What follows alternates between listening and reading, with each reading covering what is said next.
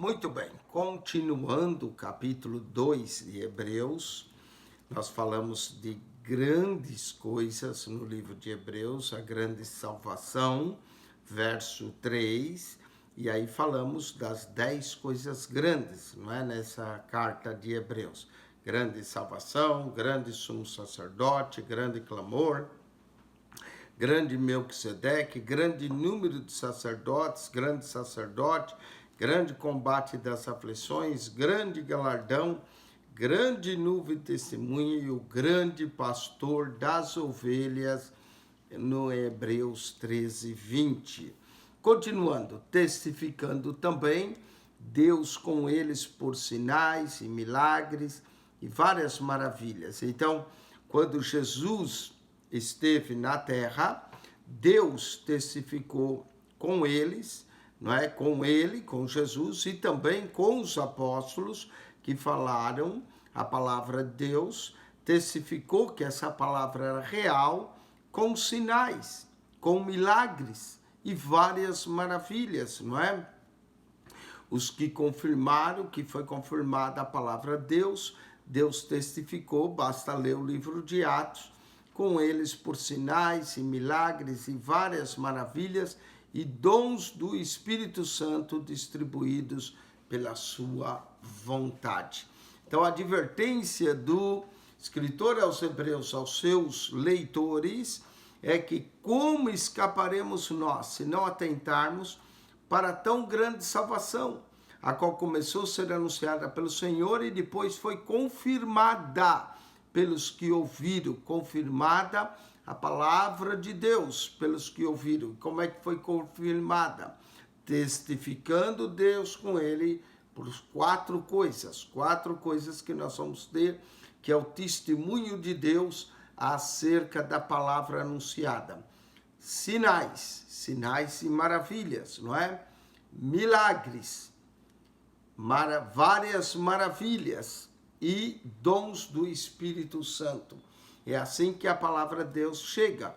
Aonde o evangelho chega, esses sinais seguirão os que crerem.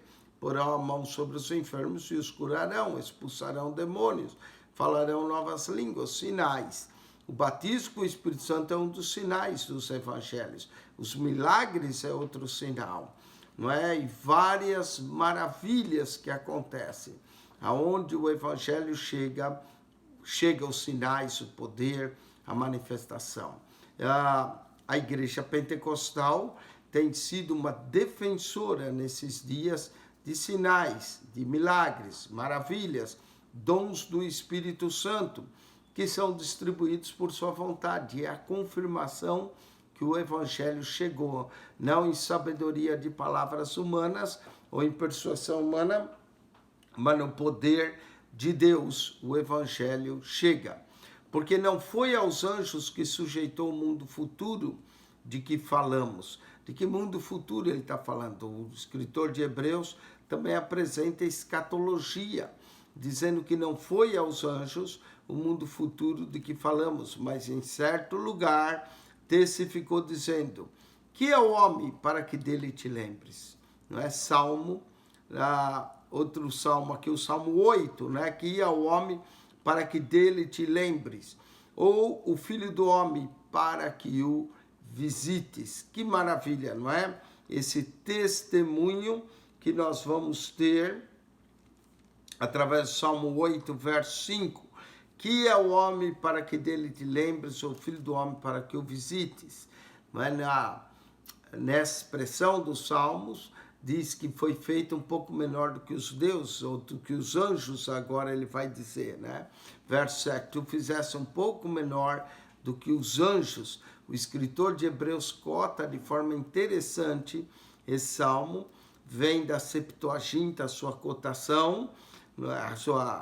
cotação do salmo, a referência dele, ou que o homem, para que dele o lembrasse, tu fizesse pouco menor do que os anjos, de glória e honra, coroasses e o constituísse sobre as obras de tuas mãos. Falando da criação do homem, não é? Criação maravilhosa, que foi coroado de glória e honra, só que o homem perdeu Isso por causa da queda. E aí Cristo vai vir e recuperar tudo aquilo que nós perdemos. Olha lá, todas as coisas lhe sujeitou debaixo dos pés. Ora, visto que ele sujeitou todas as coisas, nada deixou que não lhe esteja sujeito. Mas agora ainda não vemos que todas as coisas lhe estão sujeitas. Vemos, porém, coroado de glória e honra aquele Jesus. Note a interpretação do Salmo que o escritor de Hebreus faz para nós. Que o Salmo 8, verso 5, não está falando bem de qualquer homem.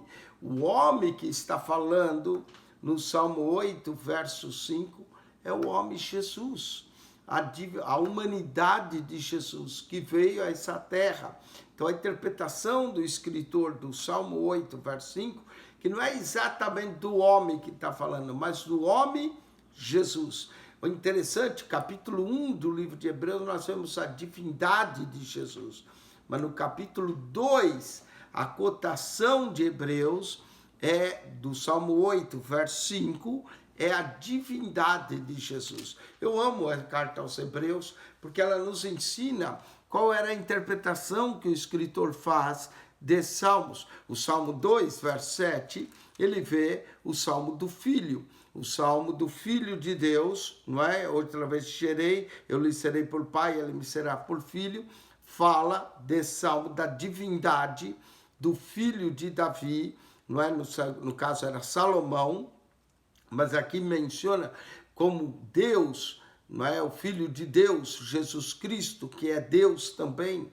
Então, no Salmo 2, verso de número 7, nós temos a interpretação da divindade de Cristo, da realeza de Cristo, se assentando no trono da majestade nas alturas.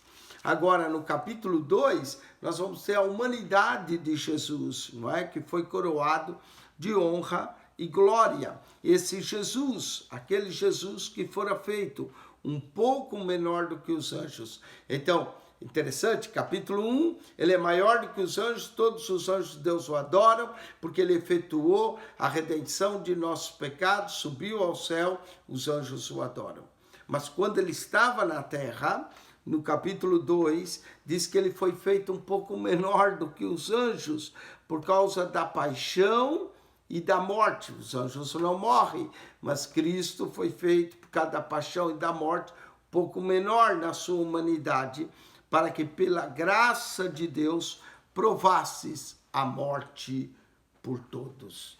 O sacrifício vicário de Jesus é apresentado agora no capítulo 2. Esse sacrifício vicário, Cristo se tornando homem, Cristo morrendo em nosso lugar, provando a morte por todos, nos trouxe essa grande salvação.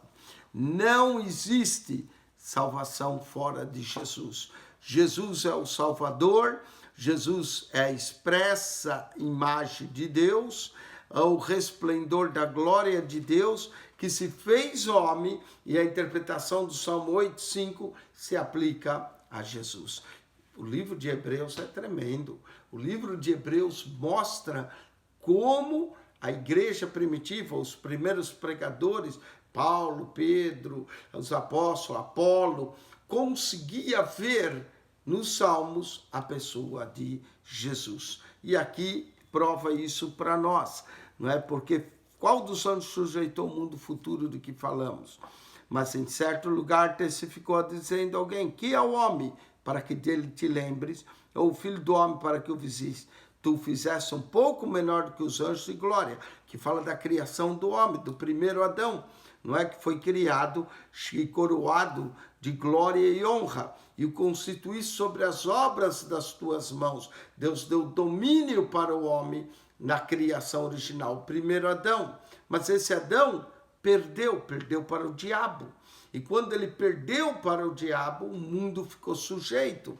Mas aí, olha que todas as coisas lhe sujeitou debaixo dos pés. Ora, visto que sujeitou todas as coisas, nada deixou-lhe que não esteja sujeito, mas agora não vemos todas as coisas sujeitas. O pecado fez o homem perder esse domínio. Vemos, porém, coroado de glória e honra, não o primeiro Adão, mas aquele Jesus que fora feito um pouco menor do que os anjos. Na sua humanidade se tornou menor, na sua divindade todos os anjos de Deus o adoram.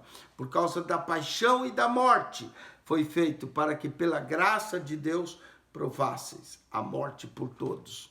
Agora, olha que maravilha, olha o que o escritor de Hebreus vai falar de Jesus. Porque convinha que aquele para quem são todas as coisas, e mediante que tudo existe, porque ele criou todas as coisas, é o herdeiro de todas as coisas, porque convinha que aquele para quem são todas as coisas, o herdeiro de todas as coisas, e mediante quem tudo existe, o Criador, o sustentador, pelo qual todas as coisas existem, trazendo muitos filhos à glória. Note que não é todos. A salvação é para todos, mas nem todos são para salvação. Trazendo muitos filhos à glória, consagrastes pelas aflições o príncipe da salvação deles. Oh, coisa linda! Jesus é chamado o príncipe da salvação. Como é que ele é o príncipe da salvação? Porque foi através da sua paixão, da sua morte, que nos trouxe essa grande salvação. A palavra salvação é mencionada pela segunda vez, aqui, primeira vez, Hebreus 2:3, falando da grande salvação. Hebreus 12:10, falando do príncipe da salvação. Quem é o príncipe da salvação? Jesus. Não há outro príncipe maravilhoso, o príncipe da salvação deles. Trouxe muitos filhos de volta para a glória, porque assim o que santifica, como os que são santificados. Ele não só trouxe a glória, é ele que nos santifica, porque assim o que santifica, quem é o que santifica? É ele. Como os que são santificados, que recebem, são todos de Jesus, por cuja causa não se envergonha de lhe chamar irmãos. O príncipe da nossa salvação não se envergonha de nos chamar irmãos. Nós somos adotados na família de Deus. Coisa tremenda. Ser adotado na família de Deus pelo esse príncipe da salvação, que não se envergonha de nos chamar irmãos. Agora nós somos seus irmãos desse príncipe da salvação, dizendo: anunciarei o teu nome a meus irmãos, cantar-te-ei louvores no meio da congregação. Salmo de número 22, verso 22 e 25, o príncipe da nossa salvação. Outro salmo que o escritor interpreta se aplicando a Cristo. O Salmo 22, salmo messiânico, salmo maravilhoso. Anunciarei o teu nome, meus irmãos. Cantar-te-ei louvores no meio da congregação. E outra vez diz: porei nele a minha confiança. E outra vez diz: eis aqui a mim e aos filhos que Deus me deu. Salmo de número 18, verso 2, Isaías 8:18 é citado. Como o escritor consegue juntar esses versos bíblicos, cumprindo tudo em Jesus? Jesus é o cumprimento das escrituras. O escritor de Hebreus nos mostra isso, né? Anunciarei o meu nome, meus irmãos, cantar-te-ei louvores à congregação, e por isso ele não se envergonha de nos chamar irmãos. Porei a minha confiança, e eis aqui a mim os filhos que Deus me deu. Visto como os filhos participam da carne e do sangue, também ele participa das mesmas coisas, que pela morte aniquilasse o que tinha o império da morte, isso é, o diabo. Uou! Meu Deus do céu! Eu não sei se você consegue ver a maravilha desses versos, não é? Primeiro ele diz que Jesus é o cumprimento, chama-nos de irmãos, nos colocou, enxertou na família de Deus, né? Eis aqui os filhos que Deus me deu, e visto como os filhos participam da carne e do sangue. Quando é que nós participamos da carne e do sangue? Na Santa Ceia. Olha aqui um verso da ceia. Participando da carne e do sangue, ele também participou das mesmas coisas para que pela morte, pela sua morte, aniquilasse o que tinha o império da morte. Isso é o diabo. O diabo tinha o império da morte, mas a morte não reteve Jesus. Jesus venceu o diabo, Jesus venceu aquele que tinha o império da morte quando ressuscitou dentre os mortos. Que coisa tremenda o escritor está nos falando. Cristo, príncipe da salvação, nos enxertou na família de Deus, nos chama de irmão, anuncia o seu nome. Pela sua morte, aniquilou o que tinha o império da morte. Isto é, o diabo. O diabo que tinha o império da morte foi aniquilado. Jesus teve vitória sobre Satanás, sobre o diabo. Jesus teve vitória sobre o inferno. Jesus teve vitória sobre a morte. Aniquilou o príncipe da morte. Jesus venceu o mundo. Jesus venceu o pecado. Jesus venceu as enfermidades. Andou curando a todos quando andou pela terra, mas principalmente venceu o diabo, venceu o inferno, venceu a morte. Tirou o poder e o império de Satanás da morte. Por isso que ele diz no livro de Apocalipse, foi ele que foi morto e reviveu, mas tem as chaves da morte e do inferno. Cristo tem todo o poder. Venceu o que tinha o império da morte, isso é o diabo.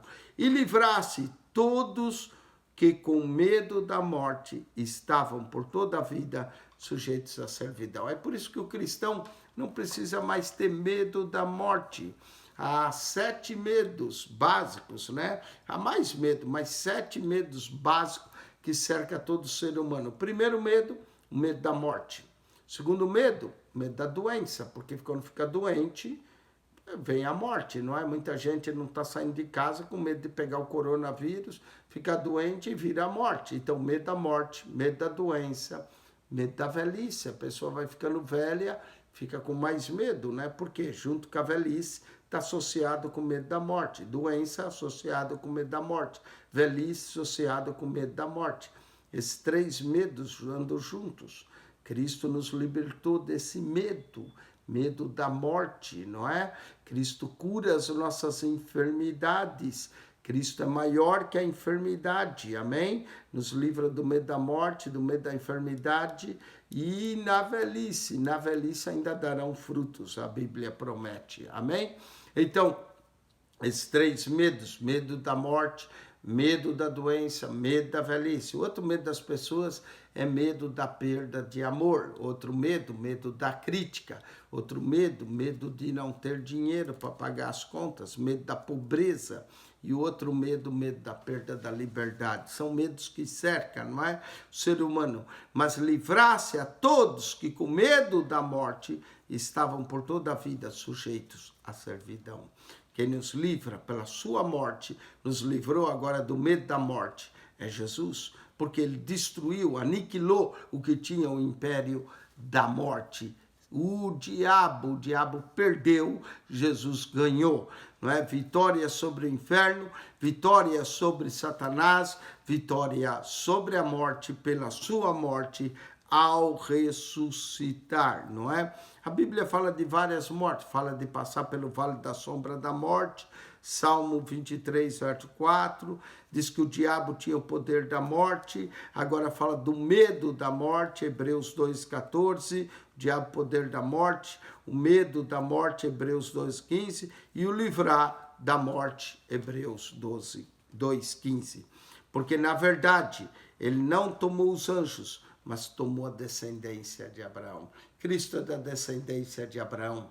Note como Hebreus 2 fala da humanidade de Jesus. Quando Jesus veio em forma humana, feito menor que os anjos, mas coroado de honra e glória, esse Jesus se tornou príncipe da nossa salvação, pela sua morte aniquilou que tinha o império da morte e agora nos livra do medo da morte e nos livra da morte. Ele tomou, porque na verdade ele não tomou os anjos, mas tomou a descendência de Abraão, o filho de Abraão, filho de Davi, pelo que convinha que em tudo fosse semelhante aos irmãos. Está falando que em tudo, até ele se tornou da descendência de Abraão, para ser misericordioso e fiel. Misericordioso e fiel, sumo sacerdote. Aqui é a primeira vez que ele introduz a ideia de sumo sacerdote. Aquilo que é de Deus para expiar os pecados do povo. O que os sacerdotes faziam? Expiavam os pecados do povo. Jesus, príncipe da nossa salvação, tornou-se sacerdote, o nosso sumo sacerdote, naquilo que é de Deus, para expiar os pecados do povo. Porque naquilo que ele mesmo sendo tentado, padeceu para socorrer os que são tentados. A tentação de Jesus teve um propósito: socorrer a nós quando somos tentados. Só que ele foi tentado sem pecado. E é isso que o escritor vai mostrar. Por isso ele é o nosso sumo sacerdote, que vive para interceder pelos pecadores. Eu amo como o escritor de Hebreus faz isso. Fala da salvação, fala do príncipe da salvação, fala da morte de Jesus, que aniquilou o pecado. E aqui ele está falando do nosso sumo sacerdote, introduziu aquele que padeceu para os que são tentados, não é? Cristo Jesus, que vem socorrer os tentados, que nos ajuda em nossas tentações. Que texto maravilhoso de Hebreus. Como disseram, o escritor de Hebreus provavelmente pronunciou pregações, parece mais uma pregação do que uma epístola. Grandes declarações encontramos no capítulo 2. Encontramos sim uma palavra de exortação. Como escaparemos nós se negligenciarmos tão grande salvação, que começou a ser anunciada pelo próprio Senhor e depois confirmada pelos que ouviram, testificando Deus com ele por sinais, milagres, várias maravilhas, dons do Espírito Santo.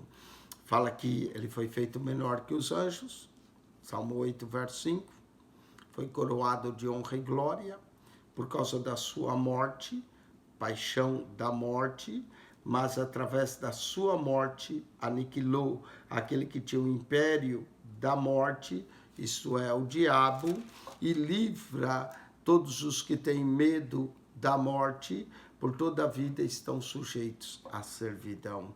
Porque, na verdade, né, ele se tornou semelhante aos irmãos para ser misericordioso e fiel, sumo sacerdote. O nosso sumo sacerdote para expiar os pecados do povo.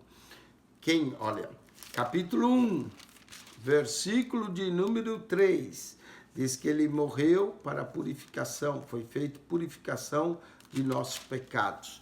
Capítulo 2, verso de número 18, diz que ele foi feito para expiar os pecados do povo. A expiação do pecado foi por ele.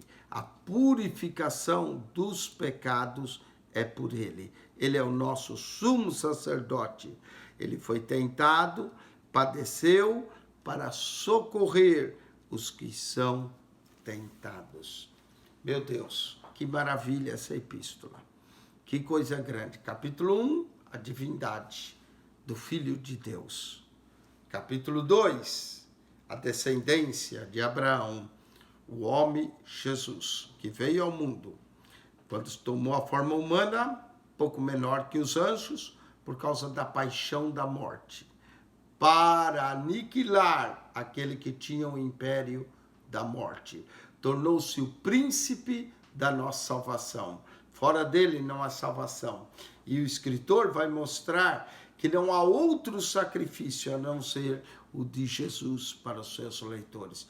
Purificou os nossos pecados expiou os nossos pecados, se tornou nosso sumo sacerdote, príncipe da nossa salvação. Eu espero que você leia o capítulo 2 de novo, que você medite na grandeza desse capítulo e o que o escritor de Hebreus está apresentando para nós. Cristo, superior aos anjos, sumo sacerdote, cheio de misericórdia e fiel, sacerdote misericordioso, foi tentado para socorrer os que são tentados. Quem nos socorre na nossa tentação é Jesus.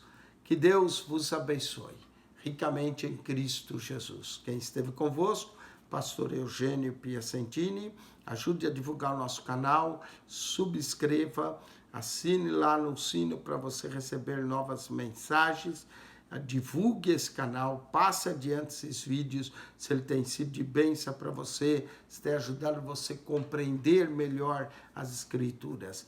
Deus vos abençoe ricamente em Cristo Jesus. Que a graça de nosso Senhor Jesus, o amor de Deus, nosso Pai, e a comunhão do Espírito Santo de Deus seja convosco em Cristo Jesus. Amém e amém. Glórias ao príncipe da nossa salvação, Jesus.